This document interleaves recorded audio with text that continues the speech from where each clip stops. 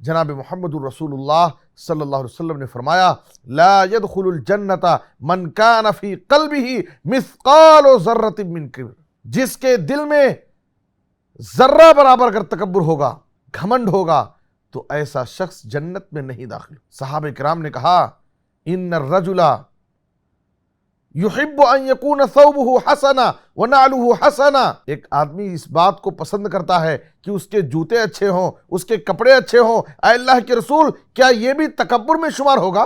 نبی صلی اللہ علیہ وسلم نے کہا ان اللہ جمیل یحب الجمال، یہ تکبر نہیں ہے، یہ تو زینت ہے، یہ خوبصورتی ہے۔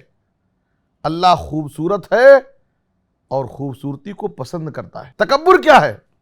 الکبر بطر الحق وغمت الناس، حق بات کو نہیں ماننا، حق بات کو ٹھکرا دینا اور لوگوں کی تحقیر کرنا، یہ متکبر کی علامت ہے۔ محترم ناظرین، مرشد ٹی وی جو ایک دینی اور خالص اسلامی چینل ہے جس کے ذریعے کتاب و سنت کی صحیح تعلیمات گھر گھر پہنچائی جاتی ہیں، جو خالص دینی خدمات دے رہے ہیں، ان کا تعاون نہایت ضروری ہوا کرتا ہے۔